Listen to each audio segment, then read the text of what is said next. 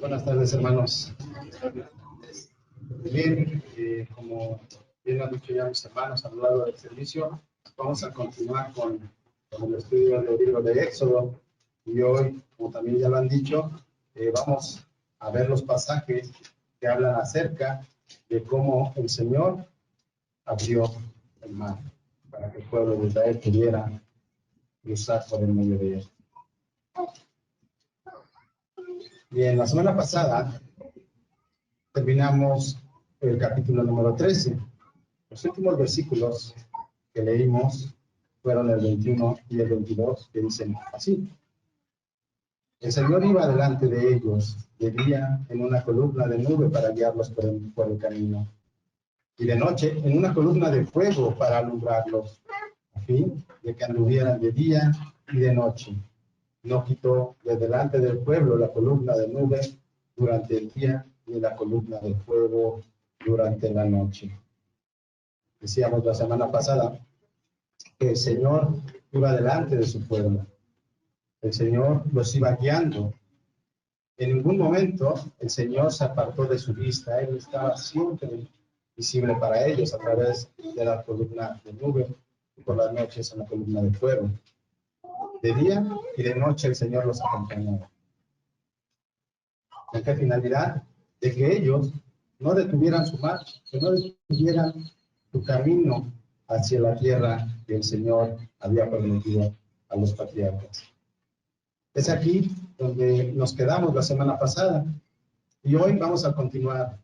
Les pido por favor, si no lo han hecho aún, si pueden abrir sus Biblias en el capítulo 14 del libro de Éxodo, y vamos a revisar primeramente los versículos 1 al 4. Éxodo 14, versículos 1 al 4.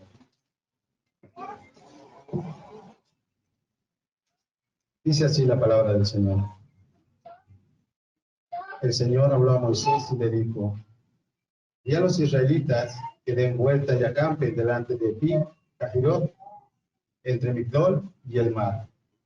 Ustedes acamparán frente a Baal-Zephón, en el lado opuesto junto al mar, porque Faraón dirá de los israelitas: andan vagando sin rumbo por la tierra. El desierto los ha encerrado, pero yo endureceré el corazón de Faraón y él los perseguirá, y seré glorificado por medio de Faraón y de todo su ejército. Y sabrán los egipcios que yo soy el Señor. Y así lo hicieron.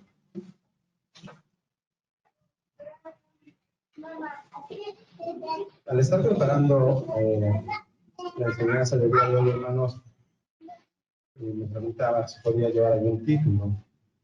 Y al leer los versículos, bien podríamos llamarlo a esta enseñanza: la gloria y la salvación solo son del Señor. Y vamos a ver a lo largo de estos versículos por qué. Bien, en estos versículos que acabamos de leer, vemos que el Señor nuevamente está hablando a Moisés y le da instrucciones nuevamente, instrucciones precisas de hacia dónde se deben dirigir y dónde deben de acampar. También le hace saber lo que hará Faraón.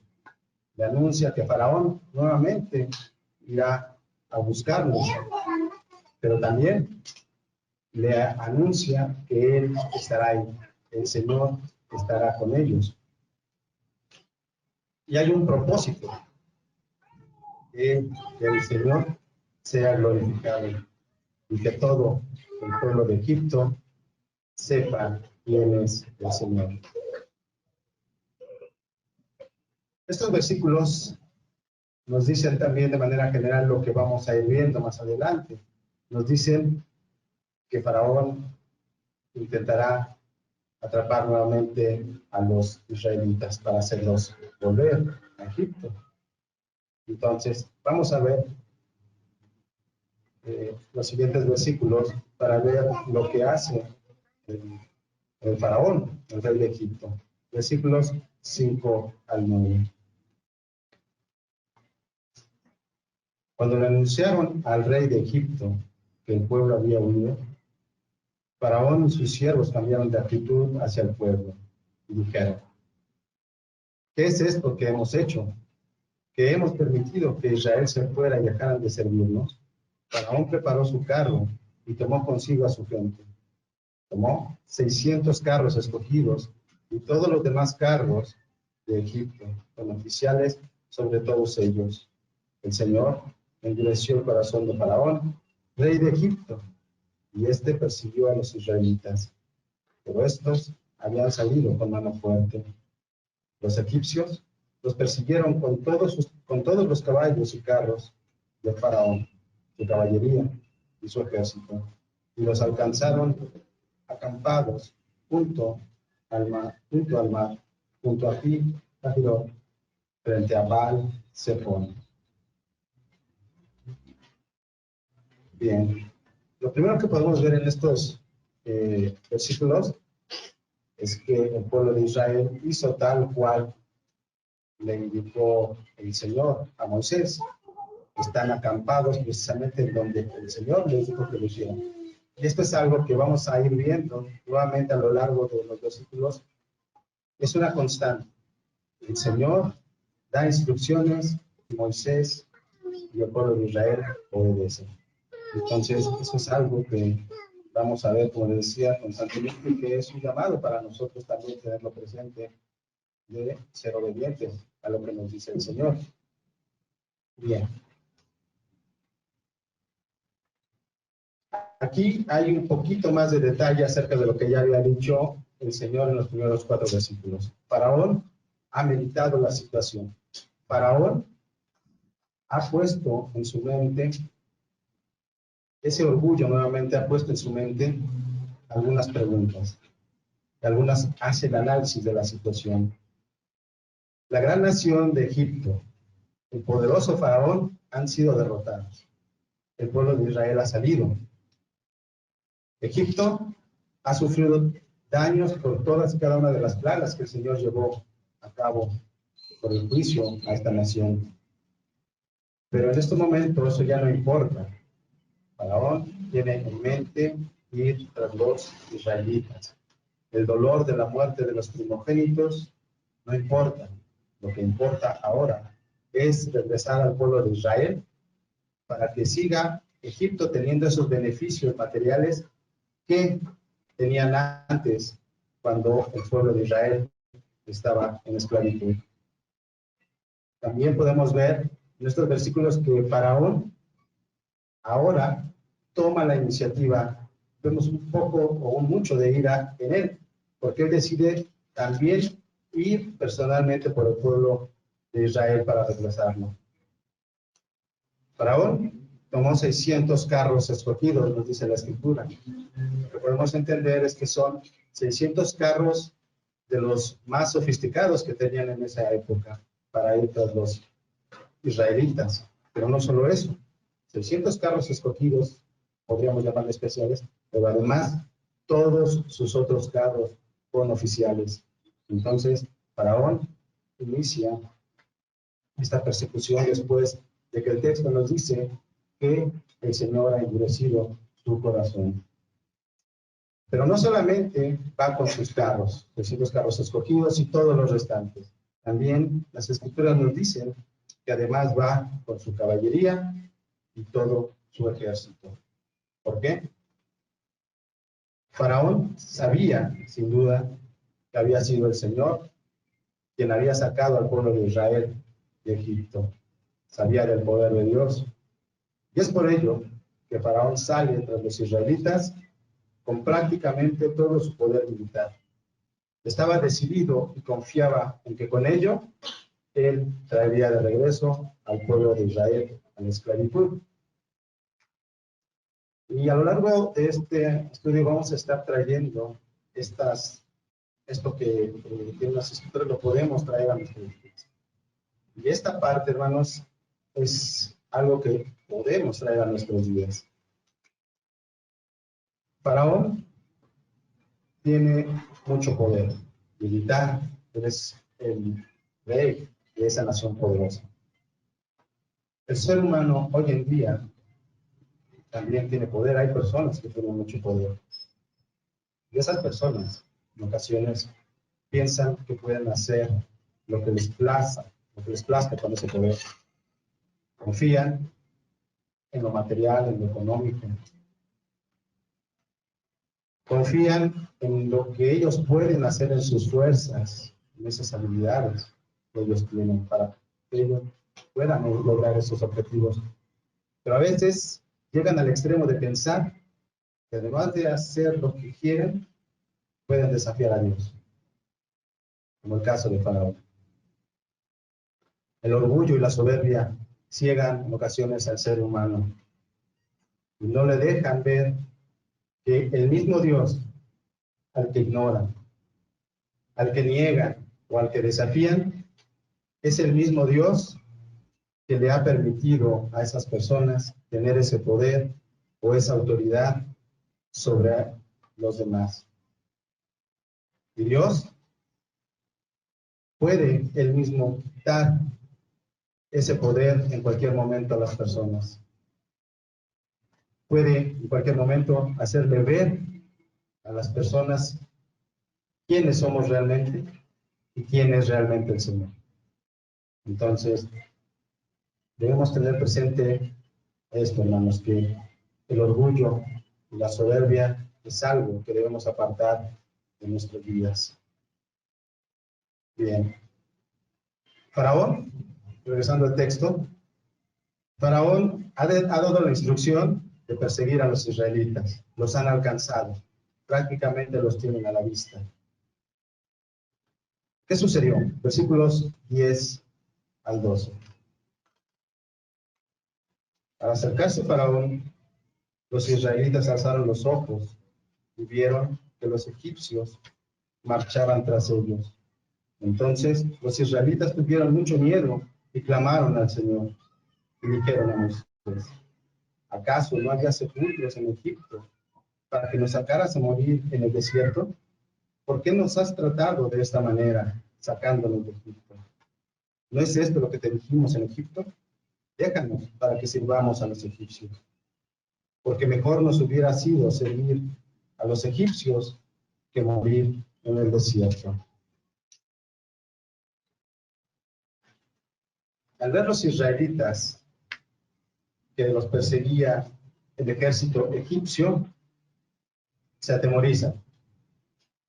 Y hay un contraste en estos versículos que acabamos de leer. Lo primero que él dice es que clamaron al Señor. Se atemorizaron, vieron el peligro y clamaron al Señor. Y esto es algo, hermanos, que podemos ver como un ejemplo en estos días.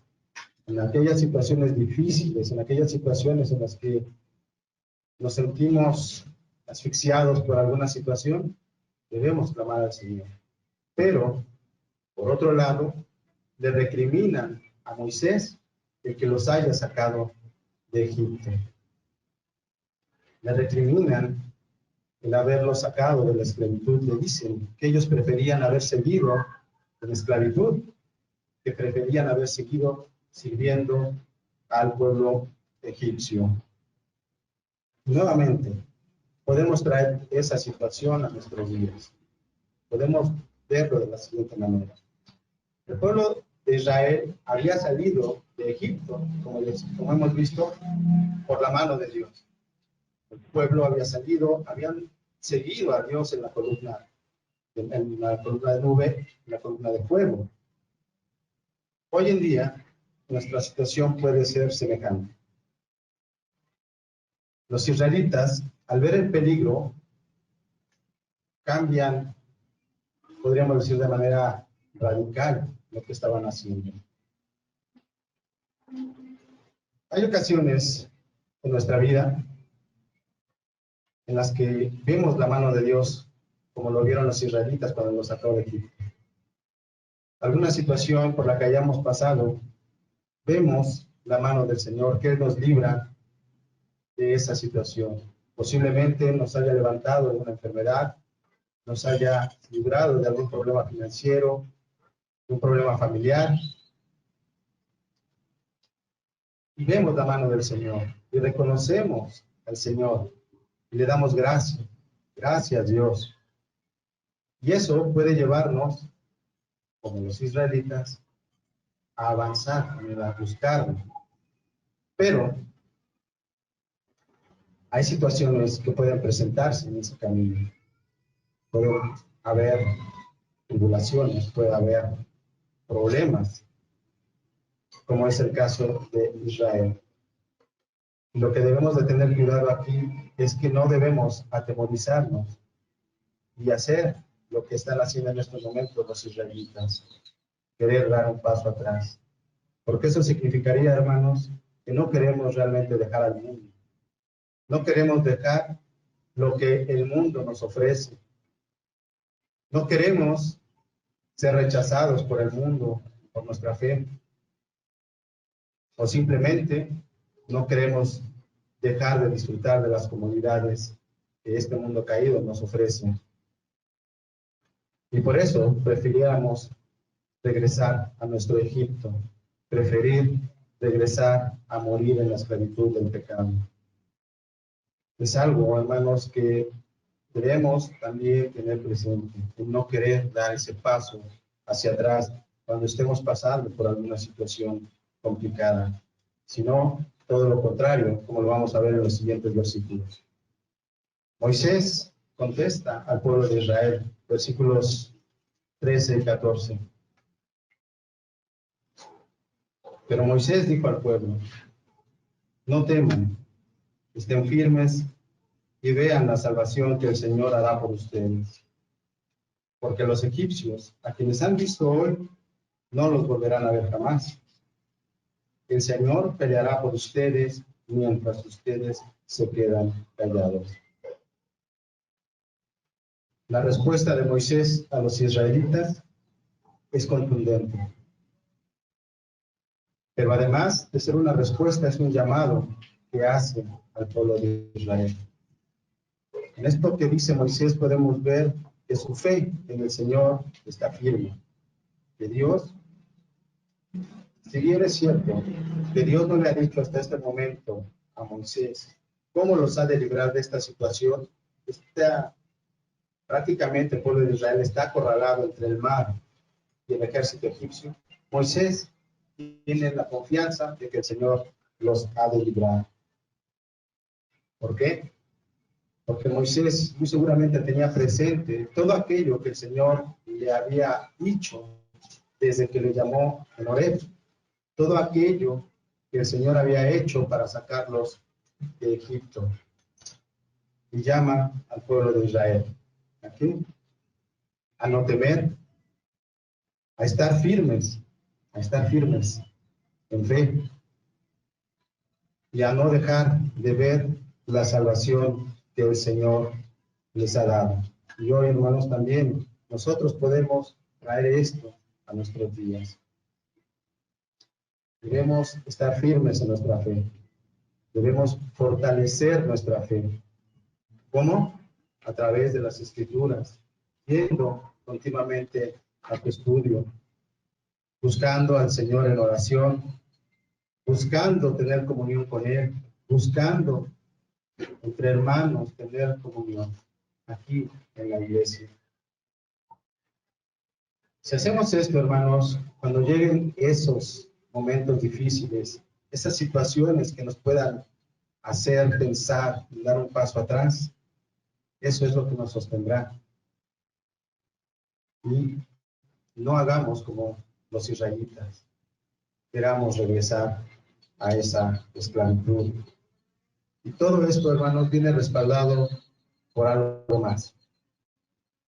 El texto nos dice que el Señor pelea por los israelitas y hoy en día también lo hace por nosotros. Y esto nos debe de dar una seguridad total y absoluta. En estos momentos, como decía hace unos instantes, el pueblo de Israel está prácticamente acorralado. Pero es ahí donde el Señor quería llevar al pueblo de Israel y al pueblo, al ejército egipcio.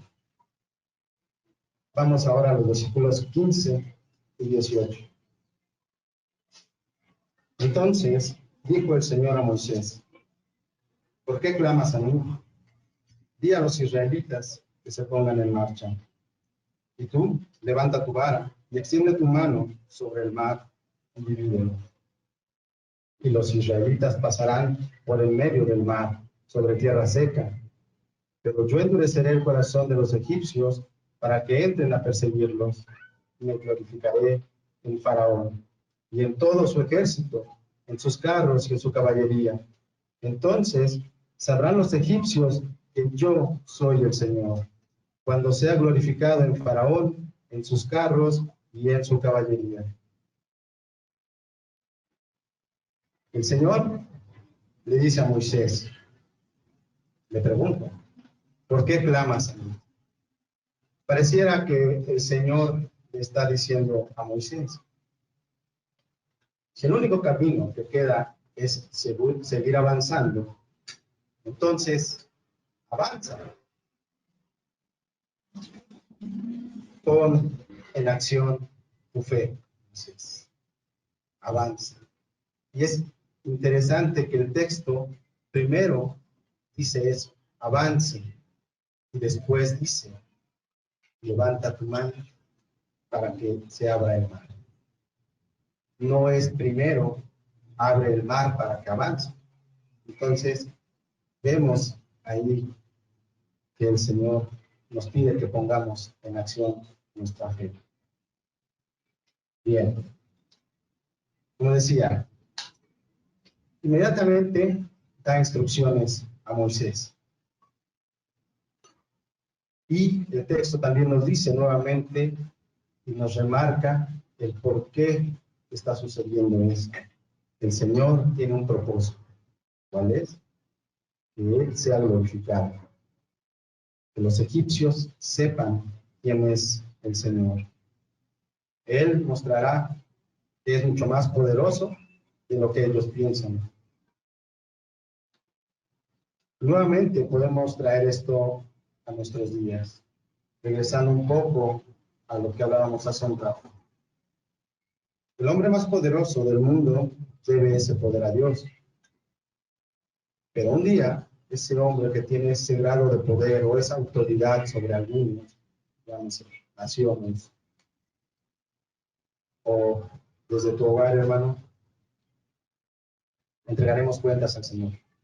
Todos y cada uno de nosotros entregaremos cuentas al Señor, no importa el grado de poder que tú tengas en tu trabajo, en tu casa, en tu escuela. El poder o autoridad que Dios le ha dado al hombre, como acabamos de ver, y en el caso de Faraón, como lo vamos a ver, de alguna manera siempre le dará la gloria a Dios, aun y cuando esa autoridad, ese poder que le ha sido conferido por parte de Dios, sea mal usado, como lo está haciendo Faraón. Aquí el texto nos dice: el Señor se gloriará en Faraón. Entonces, vamos a ver cómo es que se gloria el Señor en Faraón. El pueblo de Israel empieza a avanzar. ¿Qué es lo que hace el Señor? Versículos 19 y 20. El ángel de Dios, que había ido delante del campamento de Israel, se apartó e iba detrás de ellos. La columna de nube que había ido delante de ellos se apartó y se les puso detrás. Y vino a colocarse entre el campamento de Egipto y el campamento de Israel. La nube estaba junto con las tinieblas. Sin embargo, de noche alumbraba a Israel, y en toda la noche no se acercaron los unos a los otros. Bien, hasta este momento el Señor venía guiando al pueblo de Israel, venía delante de ellos. Decíamos que no se había apartado de su vista ningún instante, Él era su guía. Venía mostrándoles el camino. Pero, como decíamos hace unos momentos, en este punto hay solamente un camino a seguir, avanzar. Entonces, en ese momento, los israelitas no necesitaban un guía. El Señor ya les había indicado y abierto el camino por el cual habían de seguir. Ahora, lo que necesitaba el pueblo de Israel era quien los protegiera del peligro que representaba el ejército de Egipto. Es por ello que ahora, como lo describe el texto, el ángel de Dios ahora se interpone entre los egipcios y el pueblo de Israel. El Señor ahora, de ser su guía, pasa a ser como un escudo que protege a su pueblo. Entonces, lo mismo, hermanos, podemos traer esto hoy a nuestros días. El Señor conoce todo lo que cada uno de nosotros necesitamos. Algunas ocasiones necesitaremos de su guía, pero algunas otras veces necesitaremos de su protección. Y este texto nos muestra que Él sabe nuestras necesidades y Él estará siempre ahí. Bien, vamos a continuar con los siguientes versículos, hermano. Versículos 21 y 22. Moisés extendió su mano sobre el mar, y el Señor, por medio de un fuerte viento del este que sopló toda la noche, hizo que el mar se retirara y cambió el mar en tierra seca. Así quedaron divididas las aguas.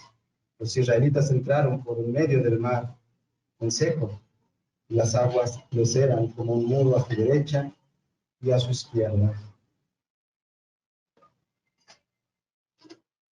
Moisés nuevamente obedece al Señor. Vemos nuevamente ese patrón. Y en estos versículos, nuevamente, vemos las maravillas del Señor. Vemos su gran poder, pero no solamente eso, sino la gran precisión de su plan. ¿Por qué? Veamos con un poquito más de detalle lo que ha hecho el Señor. El Señor hizo un camino para que pasara el pueblo de Israel.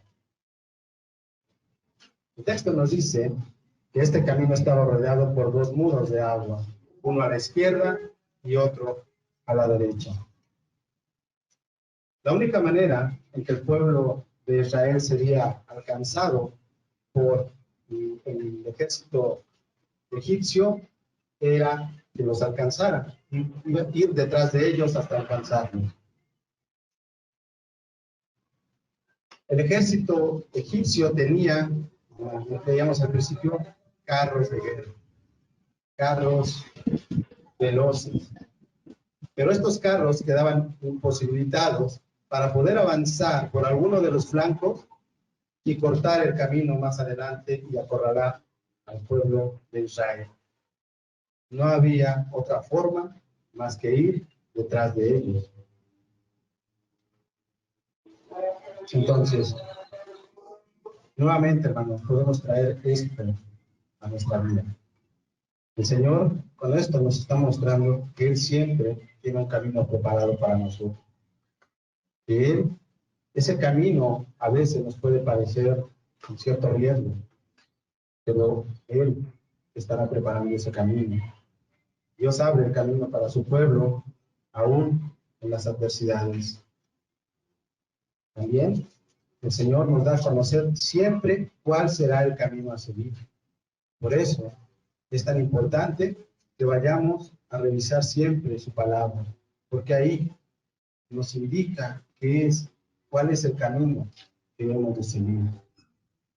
Nuestra responsabilidad es seguir en obediencia ese camino, el camino que nos ha mostrado. Los israelitas avanzan por el camino que el Señor les ha abierto. Y el ejército egipcio reacciona. Vamos ahora a los versículos 23 y 25. Al 25. Entonces los egipcios reanudaron la persecución y entraron tras ellos en medio del mar. Todos los caballos de Faraón, sus carros y sus jinetes. A la vigilia de la mañana, el Señor miró el ejército de los egipcios desde la columna de fuego y de nubes. Sembró la confusión en el ejército de los egipcios y entorpeció las ruedas de sus carros e hizo que que avanzaran con dificultad. Entonces los egipcios dijeron: huyamos ante Israel, porque el Señor pelea pelea por ellos, contra los egipcios. Al ver que los israelitas habían avanzado por el camino que el Señor había abierto, reanudan la persecución. Avanzan hacia ellos con la firme intención de alcanzarlos y regresarlos a Egipto. Pero nuevamente vemos que el Señor está con su pueblo. El Señor muestra al ejército egipcio que él guarda a su pueblo. Mientras los israelitas están caminando por un camino seco, las escrituras nos dicen que los egipcios avanzaban con dificultad.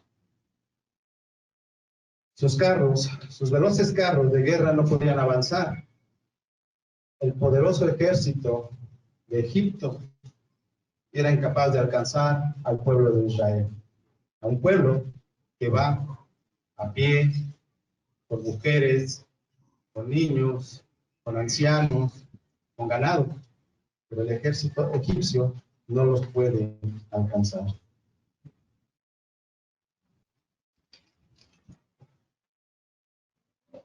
El ejército egipcio, al ver lo que estaba sucediendo, inmediatamente se da cuenta de que Yahvé era quien peleaba por los israelitas. Aquello en lo que Faraón había puesto toda su confianza para llevar de regreso a Egipto al pueblo de Israel, que era su ejército, ahora, como nos dice el texto, estaba confundido y huyendo. El ejército de Faraón también reconocía el poder de Yahvé. Entonces, el ejército egipcio intenta emprender la retirada, pero el Señor nuevamente habla a Moisés. Versículos 26 al 28. Entonces, el Señor dijo a Moisés: extiende tu mano sobre el mar, para que las aguas vuelvan sobre los egipcios, sobre sus carros y su caballería. Y Moisés extendió su mano sobre el mar, y al amanecer, el mar regresó a su estado normal. Los egipcios al huir se encontraban con él. Así derribó el Señor a los egipcios en medio del mar.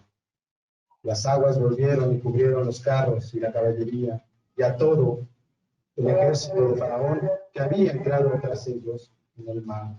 No quedó ni uno de ellos. El Señor nuevamente indica a Moisés lo que ha de hacer.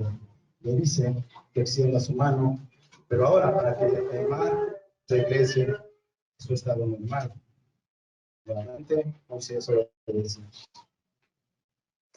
Y las aguas cubren los carros, la caballería y todo el ejército de Faraón.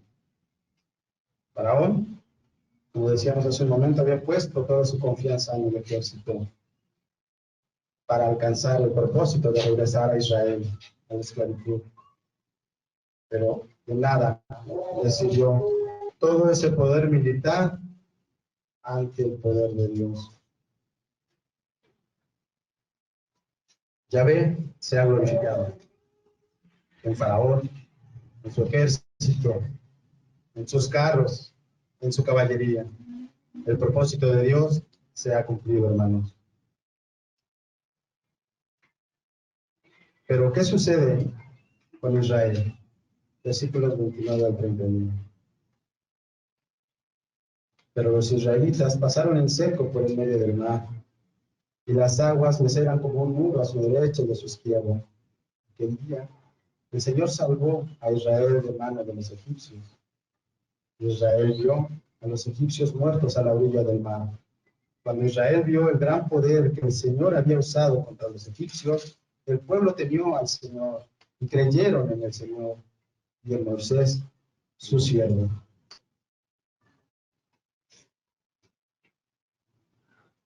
Los israelitas, en un punto de este relato que hemos revisado, estaban prácticamente acorralados entre el mar y el ejército egipcio. No tenían escapatoria. No veían cómo podrían salir bien librados de esta situación. Pero el Señor peleó por ellos. Acabamos de leer estos versículos. Yahvé salvó a Israel. Pero también nos dice que los israelitas, además de ver la salvación por parte de Dios, temieron al Señor, creyeron en el Señor y creyeron en quien Él había enviado como su mensajero. Nuevamente, hermanos, podemos traer este pasaje a nuestros días. Hoy en día, como en el caso de los israelitas que nos dicen que han creído, hoy en día, muchos, tal vez en algún momento nosotros, podemos pasar por esta situación. Hay gente que piensa que cree en Dios, o que dice creer en Dios, que le conoce, pero no es así. Realmente no conocen a Dios. No podemos creer en algo, en alguien que no conocemos. Y el problema es que sin eso no conocen realmente el poder de Dios y no conocen realmente de lo que Él sabe. No saben de qué necesitamos ser salvados. Es por ello, hermanos, que ahora que Dios en su misericordia nos ha dado a conocer a nosotros quién es Él, que nos ha permitido conocer su poder, nosotros debemos de dar a conocer a quienes nos rodean ese poder. ¿Cuál es ese poder que debemos dar a conocer? Romanos 1, versículos 16 al 17. Porque no me avergüenzo del Evangelio, pues es el poder de Dios para salvación de todo el que cree, del judío primeramente y también del griego. Porque en el Evangelio la justicia de Dios se revela por fe y para fe, como está escrito, mas el justo por la fe vivirá. Así que, hermanos, el llamado es hoy a dar nuevamente a conocer el Evangelio, para mostrar que todos necesitamos ser salvados, que todos necesitamos un Salvador. ¿Para qué? Para que las personas conozcan realmente al Señor, vivan en el temor del Señor y para que crean en quién el Señor envió para salvarnos, para que crean en Cristo.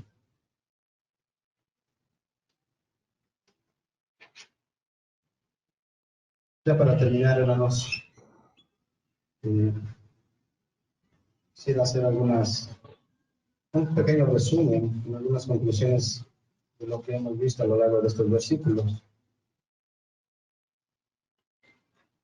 Al principio hablábamos de los caminos por los que nos lleva el Señor. La semana pasada hablamos de ello.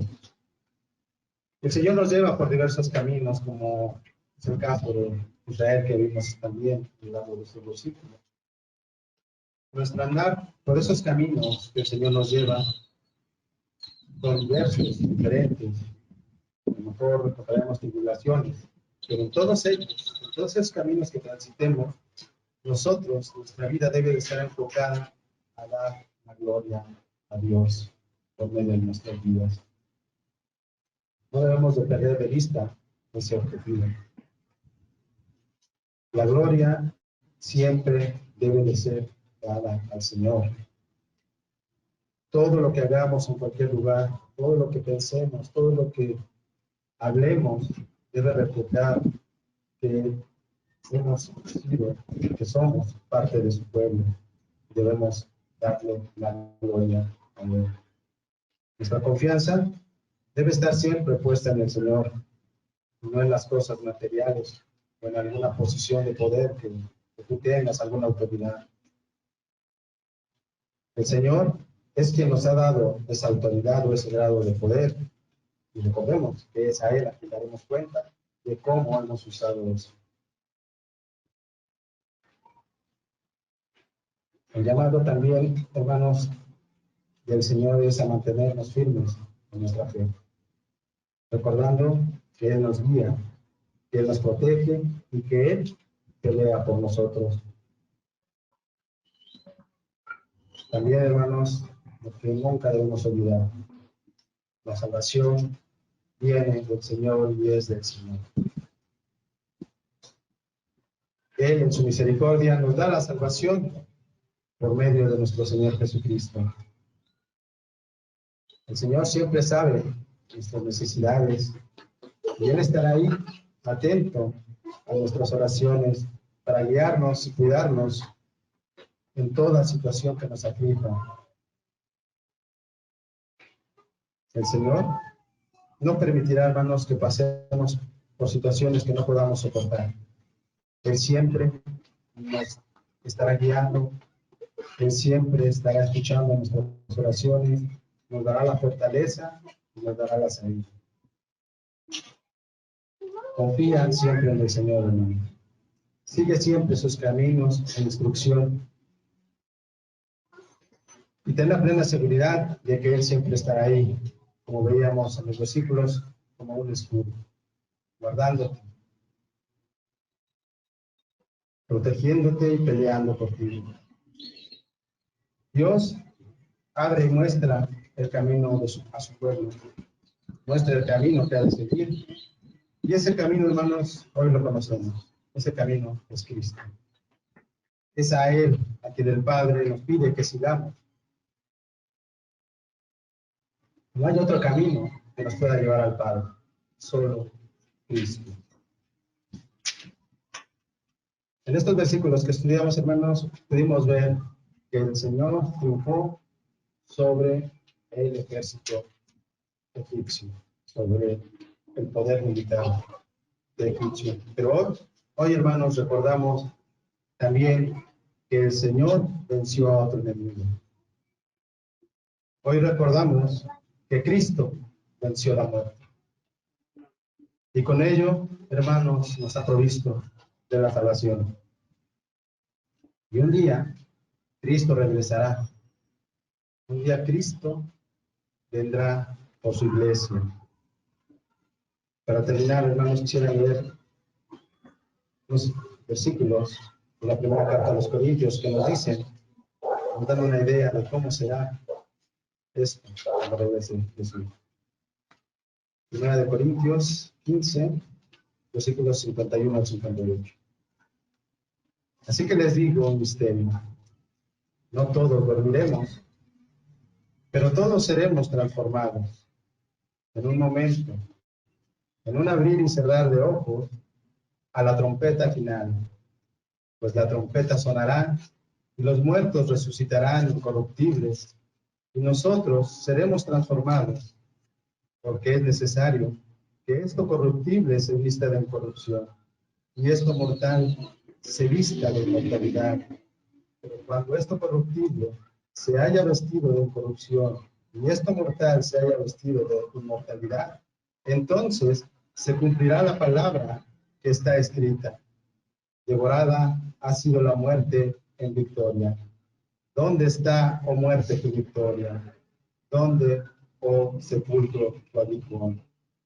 El aguijón de la muerte es el pecado, y el poder del pecado es la ley.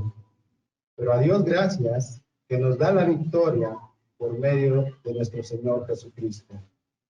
Por tanto, mis amados hermanos, estén firmes, constantes, abundando siempre en la obra del Señor, sabiendo que su trabajo en el Señor no es en vano. Gloria a Dios. Dios les bendiga.